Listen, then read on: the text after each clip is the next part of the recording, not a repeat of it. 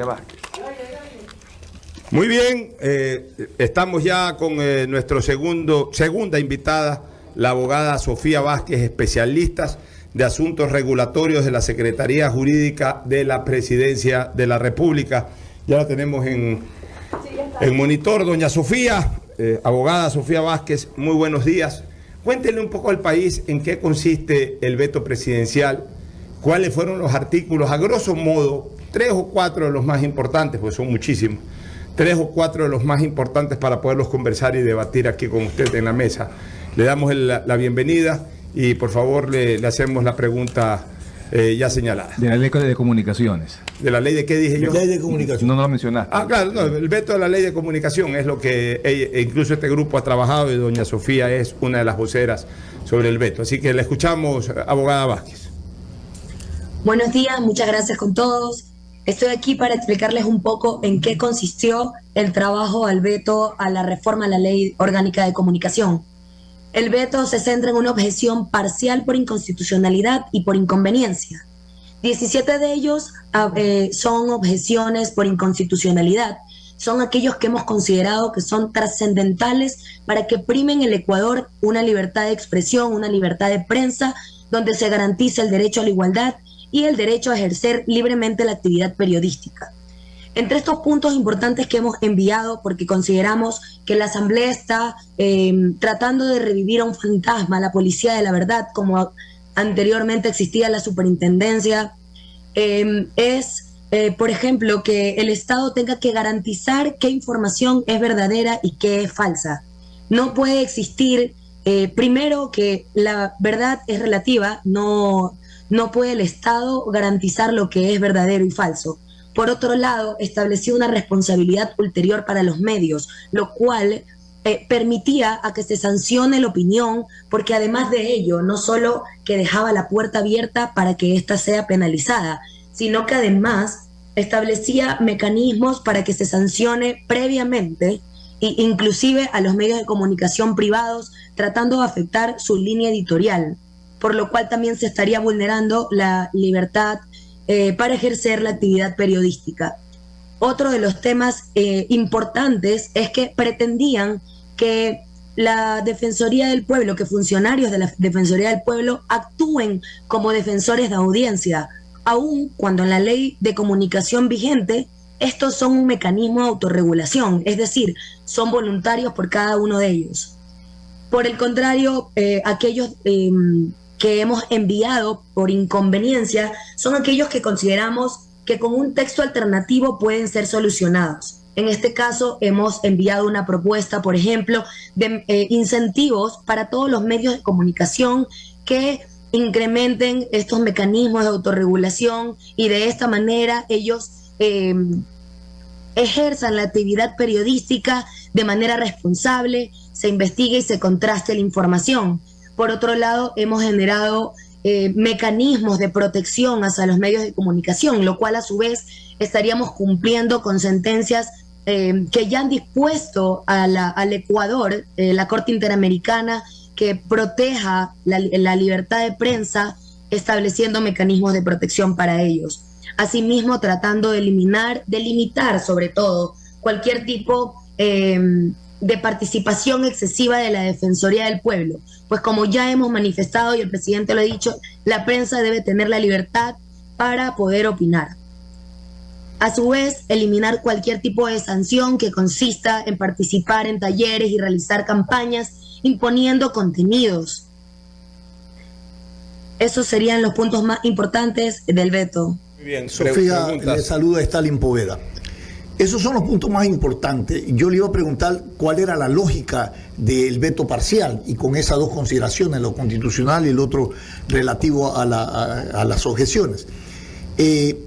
Yo quiero preguntarle, porque previo a todo este proceso, antes de que se pronuncie el Ejecutivo, hubo reuniones con distintos sectores, gremiales, de periodistas y profesionales, donde se debatió y se discutió. Y siempre salían con la percepción de que el veto iba a ser total. En esa lógica, pareciera ser que cuando se pronuncian por el veto parcial hay reacciones a nivel de lo público, a nivel de opinión, y dicen, bueno, esperábamos un veto total. ¿Por qué no el veto total y por qué, más allá de la explicación que usted ha dado, fueron con la parcialidad, con ese veto parcial, mixto, si se quiere? Sí, se analizó la opción de que sea una objeción total. Sin embargo, no era lo más conveniente. Esto fue una cuestión estratégica y confiando en que los asambleístas van a tomar una buena decisión. Pues el hecho de que nos vayamos por una objeción total no quiere decir que no vamos a contar con una ley orgánica de comunicación. Esto lo único que quiere decir es que durante un año vamos a mantenernos con la ley vigente, pero el siguiente año la Asamblea puede aprobarlo sin que exista ya la posibilidad de que regrese al Ejecutivo y tenga la posibilidad de entregar un texto alternativo, el cual busque proteger esta libertad de prensa.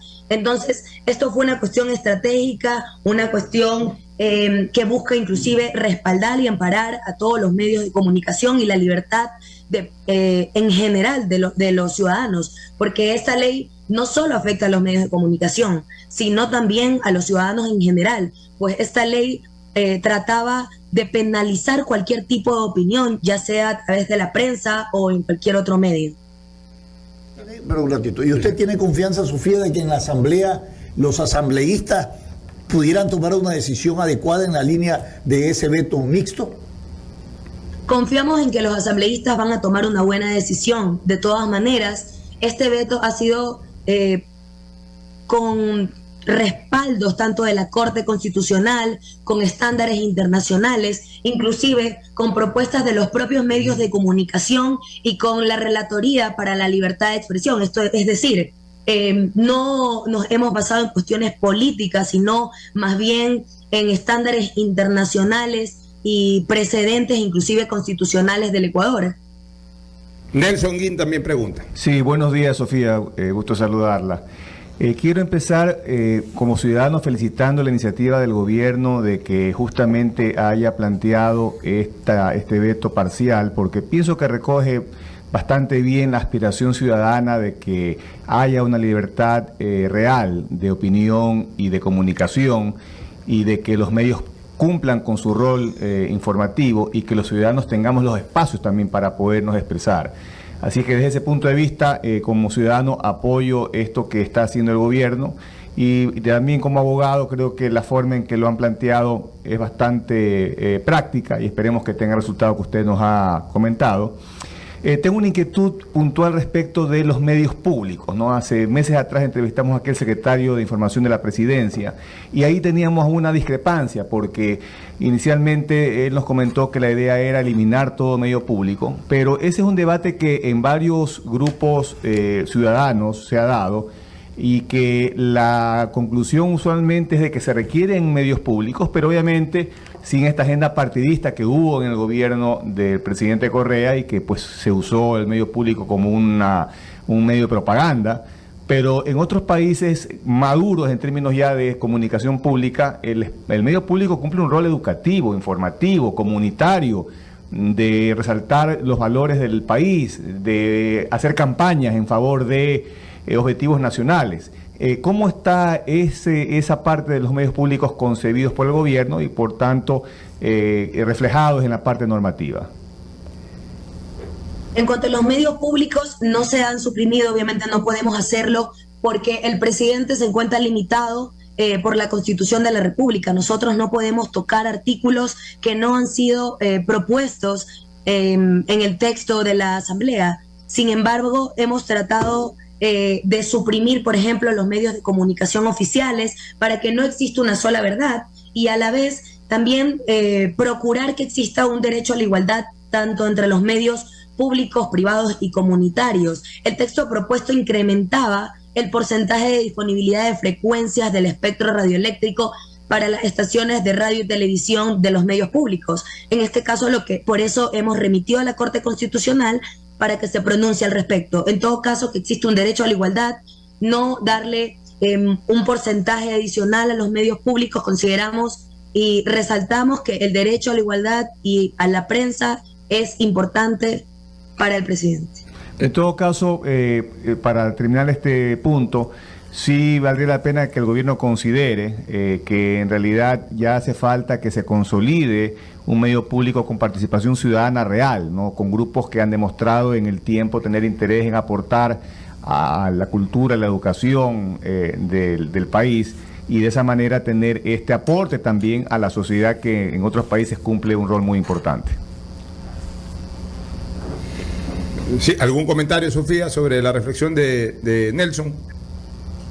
Muchas gracias. Vamos a, obviamente, todo dentro del respeto hacia todos, y consideramos que los medios de comunicación tendrán y acogerán esta propuesta y esta conclusión que usted ha manifestado. Fíjate, me quedan algunas inquietudes. El procedimiento, por favor. El presidente de la República remitió a la Asamblea Nacional el veto parcial hace, ¿qué será?, 48 horas atrás. Sí. Pero también ha enviado, ¿cómo se daría la participación ahí de la Corte Constitucional? Porque también están haciendo una consulta a la Corte Constitucional. Sí. Explícanos un poquito el procedimiento. Si esa consulta a la Corte Constitucional interrumpe el tratamiento del veto parcial en la Asamblea, explícanos un poquito desde lo jurídico cómo se maneja ese tema. Una vez que se presenta la objeción, al estar conformada por una parte por inconstitucionalidad y otra parte por inconveniencia, la Asamblea tiene que remitirlo a la Corte Constitucional. La Corte tiene 30 días para pronunciarse y emitir un dictamen. Este tiene dos posibilidades a su vez, la Corte Constitucional. Por una parte, declarar totalmente inconstitucional el artículo, en este caso estos 17 artículos, y por otro lado podría enviar a la Asamblea para que ellos modulen.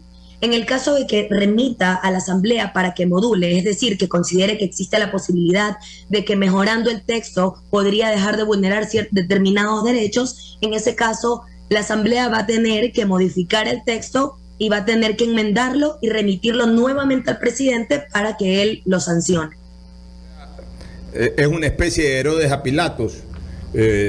Quedó entrampado en esto la ley, en ir de Herodes a Pilatos, como bueno, en realidad contamos con 60 días, tiene 30 días, como digo, la Corte Constitucional para pronunciarse y 30 días la Asamblea para pronunciarse tanto del tema de constitucional en caso de haber enviado a modular y respecto a la inconveniencia. Ya, pero 30 y 30 y después otros Así días es. más adicionales para que el presidente de la República revise lo que hace la Asamblea. Eso en el caso de que envíe a modular el texto. En el caso confiamos, pero en este caso nosotros confiamos en que la Corte Constitucional va a declarar la inconstitucionalidad de estos artículos, porque nosotros los hemos enviado con la certeza de que ellos van a pronunciarse en este sentido, toda vez que, como les decía anteriormente, esta ha sido fundamentada en propios pronunciamientos que ya la Corte Constitucional ha manifestado estar en contra de cualquier tipo de restricción hacia la libertad de expresión, e inclusive, como dije, de organismos internacionales como la Corte Interamericana de Derechos Humanos y la Corte Europea. Si es como usted dice, Sofía, y para análisis de Stalin y de Nelson, ya es increíble cómo en la Asamblea Nacional ni siquiera hay buenos asesores en materia constitucional. Porque si es como dice la abogada Sofía Vázquez, de que rayan en inconstitucionales algunos de estos artículos que ellos incluso están pidiendo el dictamen de la Corte Constitucional, quiere decir que aprueban cualquier cosa y no hay un asesor que diga, ¿sabes qué? Está bonita la literatura, pero eso es inconstitucional. Pasa todo, está. Así pasa. Sofía, yo quiero preguntarle respecto a la objeción parcial por inconveniencia. Ahí hay un capítulo o algunas definiciones respecto a los mecanismos de protección a periodistas. ¿Puede ampliarnos un poco cómo está concebido eso?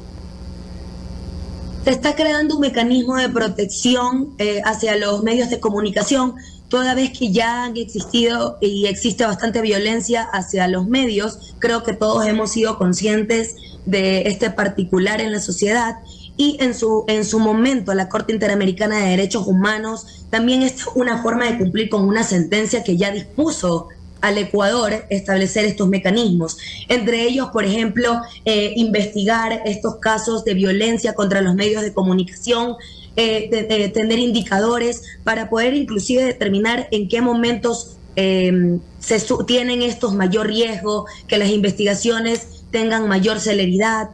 Obviamente esto es de manera general hacia todos los ciudadanos, pero en este caso, por existir ya antecedentes en contra de los medios de comunicación, hemos comprendido esto dentro de la objeción y esperamos, como decimos, que los asambleístas tengan una buena decisión. Ahora, está incorporado, por ejemplo, darle protección a un periodista de periodismo investigativo que esté amenazado o que esté de alguna manera, sí, amenazado por su contradictor o por quien investiga.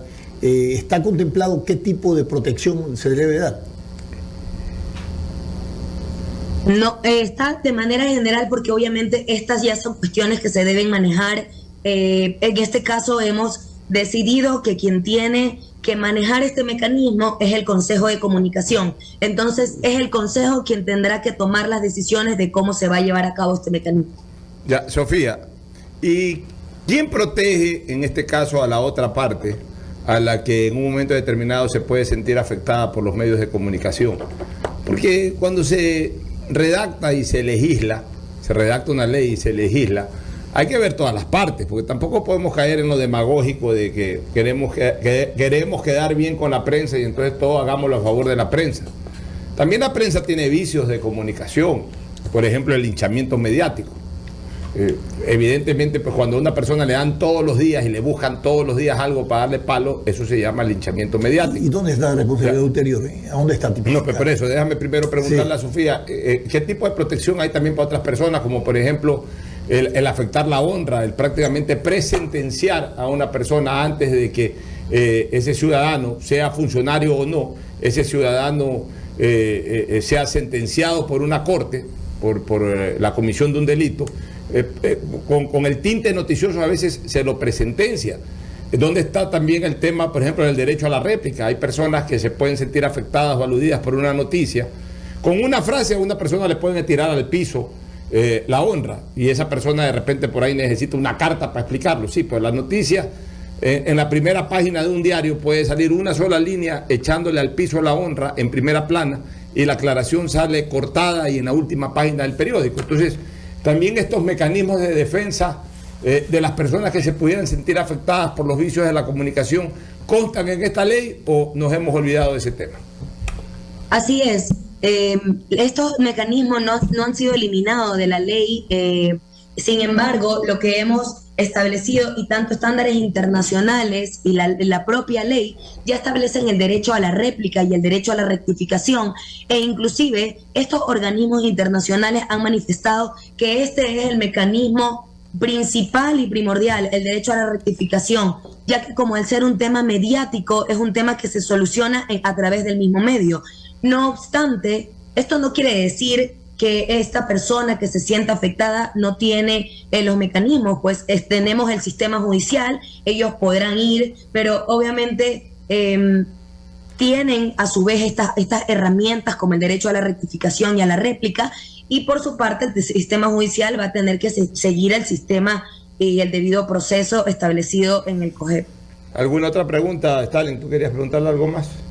No, estaba en esa línea de la responsabilidad ulterior también, pero ya veo que Sofía nos explica que está tipificado también en otros marcos legales y que puede acudir la persona afectada en ese. Pero todavía existe eso de responsabilidad ulterior, o sea, que un medio de comunicación tenga que responder por lo que dice, por ejemplo, un columnista o algún comentarista. ¿En qué quedó eso de la responsabilidad ulterior, Sofía? Buscamos limitar la responsabilidad ulterior toda vez que el proyecto de ley enviado por la Asamblea establecía de manera amplia y ambigua esta responsabilidad ulterior. No sé si ustedes tuvieron la oportunidad de leerlo, pero decía, responderán civilmente y además por otra índole. Entonces, esto daba la posibilidad a que se inicien todo el tiempo acciones penales en contra de los medios de comunicación. Y a su vez existía un texto propuesto respecto de la Defensoría del Pueblo que dejaba la puerta abierta para que la propia Defensoría del Pueblo inicie procesos, establecía el proyecto. Pero esto quería decir que podían ellos iniciar estas acciones, ya sean administrativas y penales. Lo que se buscó fue limitar para que ésta sea solo civilmente, y para ello tendrá que seguir, como decíamos, el debido proceso. ¿Y cómo queda, Sofía, el tema de la participación de la Defensoría del Pueblo? ¿Sus informes, su control son vinculantes? No son vinculantes. En sí, las atribuciones que tiene la Defensoría del Pueblo es proteger a los ciudadanos en caso de vulneración de derechos. En este caso, lo que hemos propuesto es eliminar el texto. ¿Por qué? Porque actualmente ya está en la Ley de Comunicación. En la Ley de Comunicación consideramos que está de manera clara, porque establece que podrán acudir a la Defensoría del Pueblo para iniciar las acciones de protección. En la Constitución, en este sentido, señala cuáles son esas acciones de protección, es decir, por ejemplo, un habeas corpus, un habeas data, una acción de protección, acción extraordinaria de protección. Sin embargo, la forma en la que estaba redactada en el proyecto de ley decía, la persona podrá acudir a la Defensoría para iniciar procesos. Esto daba la posibilidad a iniciar procesos que podrían incluir acciones administrativas y penales. Sofía, una última inquietud. El marco jurídico en el que actualmente está la comunicación en el país. En algún momento hubo una ley de comunicación expedida en las asambleas que lideró el expresidente Correa. Ahí hicieron una ley de comunicación que perseguía, que molestaba, que fustigaba, etcétera, etcétera, etcétera. Ya sabemos la historia. Ok. Cuando llega el presidente, hubo reformas en el gobierno de Lenín Moreno. Cuando llega el presidente de la República, Guillermo Lasso, de lo que recuerdo, derogó el reglamento. Pero evidentemente no la ley, porque la ley solamente puede ser derogada por la Asamblea Nacional. Entonces, existe la ley, la misma ley que hizo Correa, que la reformó por ahí Moreno en algunos puntos. Esa ley todavía existe. El presidente Lasso presentó un proyecto de ley de comunicación nuevo, que me imagino en el último punto de ese proyecto de ley de comunicación estaba pues ordenar la derogatoria de la ley vigente y la promulgación de esa ley que estaba presentando el presidente Lasso. Lo que se está tratando ahora es el proyecto que presentó el presidente Lasso, o se está tratando reformas a la actual ley. Es importante porque estamos un poco confundidos. ¿Cuál es verdaderamente el marco jurídico que hoy engloba a la comunicación en el país? Actualmente estamos con la ley de comunicación, la que está vigente. Sin embargo, lo que nosotros estamos analizando es el informe de minoría que obtuvo los votos y que tenía un texto propuesto de reformas a la ley orgánica de comunicación. Como yo les manifesté anteriormente, nosotros no podemos entrar a analizar artículos que no han sido tocados en este informe de minoría. Este informe de minoría buscaba hacer ciertas reformas a la ley de comunicación, que para que ustedes tengan conocimiento, en realidad lo que está buscando es regresar a esa ley mordaza. Y esa ley mordaza no puede existir nunca más en el Ecuador. El presidente Guillermo Lasso firmó este veto para que prevalezca el respeto a la libertad de expresión, tal y como ha sido su bandera de lucha.